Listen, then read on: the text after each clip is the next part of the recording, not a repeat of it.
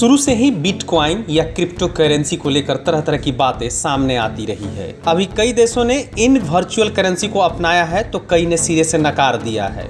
दिग्गज investor Warren Buffett की बात करें तो वो बिटकॉइन समेत सारी क्रिप्टो करेंसी को नापसंद करने के लिए जाने जाते हैं। उन्होंने बार बार दोहराया है कि क्रिप्टो करेंसी पर उन्हें यकीन नहीं है। बफेट ने एक बार फिर से क्रिप्टो करेंसी पर अपनी राय दोहराते हुए कहा कि ये प्रोडक्टिव एसेट नहीं है। उन्होंने तो यहाँ तक कह दिया कि वे कौड़ियों के भाव में भी बिटकॉइन नहीं खरीदने वाले। इसके बाद एक बार फिर बिटकॉइन और क्रिप्टो करेंसी को लेकर नया विवाद शुरू हो गया है। बिटकॉइन को वॉरेन बफेट जैसे लोग क्यों नकार रहे हैं, इसके पीछे का क्या रीजन बता रहे हैं, इसकी चर्चा हम बाद में करेंगे। सबसे पहले आइए जानते हैं बिटकॉइन या क्रिप्टो करेंसी आखिर होता क्या है। अगर आपको मालूम है तो अच्छी बात है, लेकिन नहीं मालूम है तो मैं आपको बताता हूं, जरा ध्यान से सुनिए। दरअसल बिटकॉइन या क्रिप्टो करेंसी एक वर्चुअल करेंसी है। यह एक ऐसी करेंसी है जिसे कोई नहीं देख सकता। यह वर्चुअल रूप में पाई जाती है। इसे इलेक्ट्रॉनिक फॉर्म में सिक्योर करके रखते हैं। पिछले कुछ वर्षों में इसका चलन काफी बढ़ गया है। इसका कोई फिजिकल अस्तित्व नहीं है। यह एक कंप्यूटर एल्गोरिथम पर बनी करेंसी है। यह सिर्फ इंटरनेट पर मौजूद है। इसमें कोई अथॉरिटी नियंत्रण नहीं कर सकती है। इस पर नोटबंदी यानी डिमोनेटाइजेशन का भी कोई असर नहीं होता है। दुनिया में कई क्रिप्टो करेंसी हैं, जैसे बिटकॉइन, रेडकॉइन, SIA कॉइन, अर्थरम, रिप्पल और मोनरो।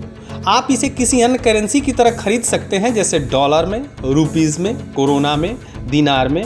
इस तरह की खरीदारी कर सकते हैं। इसमें मुनाफा काफी होने की वजह से ये दुनिया में काफी लोकप्रिय हो रहा है। बिटकॉइन का उपयोग अलग अलग ऑनलाइन ट्रांजैक्शन में किया जाता है। ये P2P नेटवर्क पर काम करता है। आजकल ऑनलाइन डेवलपर्स, NGOs का इसका इस्तेमाल ऑनलाइन ट्रांजैक्शन के लिए करते हैं। ऑनलाइन भुगतान, जैसे हम बैंक में ट्रांजैक्शन करते हैं, हम पता लगा सकते हैं कि किसे भुगतान की है, लेकिन बिटकॉइन का रिकॉर्ड पब्लिक लेजर में नहीं होता है।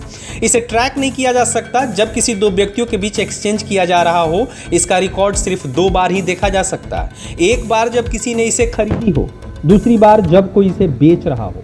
अब तो आपको मालूम हो गया कि बिटकॉइन या क्रिप्टो करेंसी आखिर होता क्या है।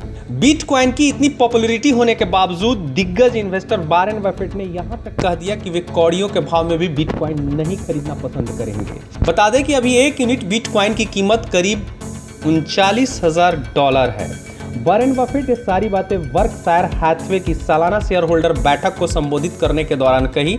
उन्होंने कहा कि क्रिप्टो करेंसी प्रोडक्टिविटी एसेट नहीं है और इनसे कुछ भी ठोस उत्पन्न नहीं होता। उन्होंने यह भी कहा कि अगर 1 साल में या 5-10 साल के ऊपर जाएंगी या गिरेंगी मैं नहीं जानता, लेकिन एक चीज को लेकर मैं पूरी तरह से आश्वस्त हूं कि यह कुछ भी ठोस पैदा नहीं करता है। बता दें कि कोविड-19 महामारी शुरू होने के बाद पहली बार बर्कशायर हैथवे की पारंपरिक सालाना शेयर होल्डर बैठक हुई। आप जानकर हैरान हो जाएंगे कि इस बैठक में बफेट ने 5 घंटे तक लोगों के सवालों का जवाब दिया। इस दौरान बफेट ने वॉल स्ट्रीट पर भी तंज कसा। उन्होंने कहा कि अब शेयर बाजार इन्वेस्टमेंट के बजाय जुए का साधन बन गया। बफेट ने कहा कि वे तब ज्यादा पैसा कमाते हैं जब लोग इन्वेस्टमेंट नहीं कर रहे होते बल्कि जुआ खेल रहे होते हैं।